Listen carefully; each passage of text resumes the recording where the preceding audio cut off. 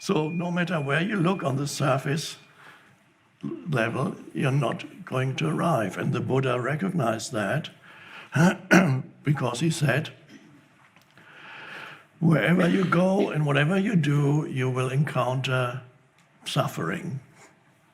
Oh.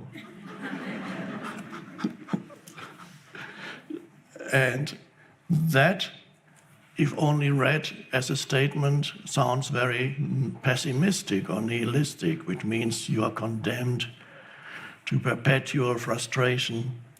So other translations of the term that the Buddha used, which is dukkha, other possible translations of that term would be misery, unsatisfactoriness, unhappiness, frustration. Nothing is ever good enough. And that manifests in some people more extremely than in others, that state of consciousness. But in many people it manifests as a continuous discontent, a continuous sense of something wrong here, except for brief moments, brief interludes. You've just arrived at your vacation destination until then that feeling comes up again. So dukkha is a very profound realization that on that level there is no ultimate fulfillment or happiness.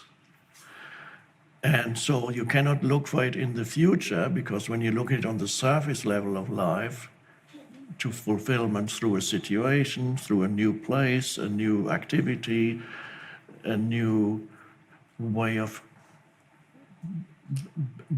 relating to people, suddenly becoming important, getting recognition by others. All these things are surface phenomena, which are dukkha. And so I've met some people, famous and wealthy people, who have actually achieved all that, and then they realized it got worse, because they could no longer be under the delusion that when they finally have enough money, they'll be free. And so finally they got all the money and they could go anywhere, and they tried it out, and wherever they went, they found themselves. And they found their own state of consciousness, the unrealized state of consciousness. And wherever they went, because they found themselves, they found frustration. And they were unhappy sitting in their private jet.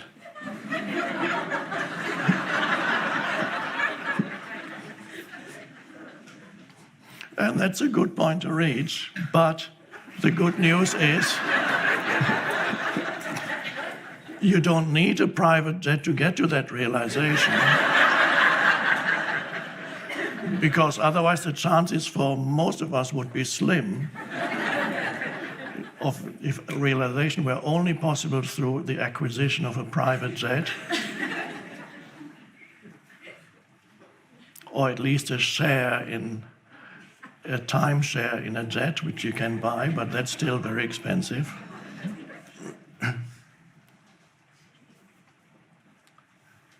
So the surface level is not to be totally denied, because undoubtedly you exist here on the level of form also, and there are things to do and to acquire on the surface level as part of who you are on the level of form. So you need to be able to operate well on the level of form, learning new things, trying out new things, creating things on the level of form, whatever it is that you may want to create, or simply being engaged in certain activities on the level of form, having a personality that's not going to totally evaporate, so there's still things that are in you You need to honor also that level of who you are, which does not mean being totally absorbed by it, trapped in it, and only know yourself as that. So to be active, that happens on the surface level of life, that's fine. If you live in a place that is not the best, that perhaps it's noisy or not nice enough, why not see if you can find a better place to live or get a better job? These things still operate. Where it doesn't work is expecting some ultimate fulfillment through whatever you achieve. And then because if you expect some ultimate fulfillment, ultimate happiness, then you're telling the world in whatever form it manifests to you, you're telling the world, make me happy. You place expectations upon the world that it cannot meet. So the world includes whatever happens to you, whatever other people, places, activities, relationships. That's all the world. What you own, experiences on the level of form, all that is fine, is part of the dance of life. But if you expect it to make you happy, it's frustrating. If you no longer expect these things to make you happy, they actually are quite pleasant. You can experience many things as very pleasant things. You visit new places, it's nice. You don't expect that some place you should find some ultimate fulfillment just because you moved from A to B. Or you meet a new person, a relationship, without placing an impossible demand upon the other person. Looking for the ultimate spiritual partner to make me happy. Please apply here. Send your photo too.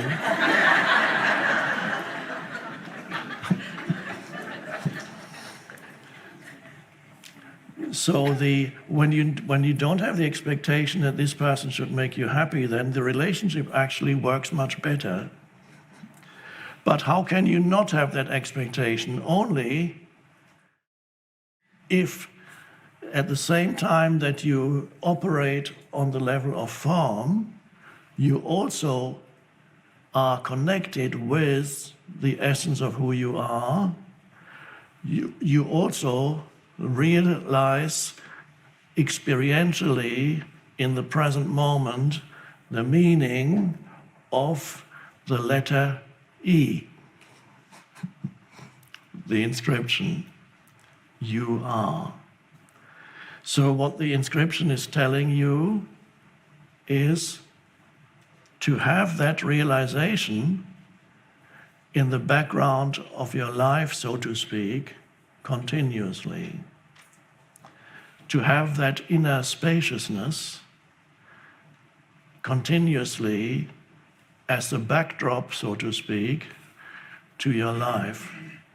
So when you do things, not just when you meditate, not just, although it's nice to have glimpses of it or realizations when there are people who've been meditating for 20 years and never even had a glimpse of that, because they always try to get somewhere through their meditation, not realizing the meditation is not a doing.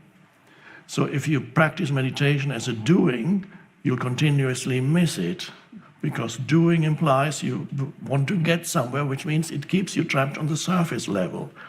Because only on the surface level you can get somewhere. On the depth level you already are somewhere, or nowhere. On the depth level, that's the letter E, you are, the beingness. To note, and that is the inner spaciousness where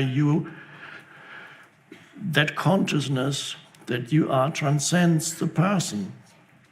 And that is where the sense of being at home, or to put it in a more conventional language, to be comfortable, there's an expression in English, to be comfortable in your own skin. Of course, it's more than that, it's deeper than in your own skin, but it points to that, to feel that sense of rootedness in something indestructible. And that is knowing that you are. And it's nothing to do with thinking. It's not a concept. It is knowing yourself as consciousness.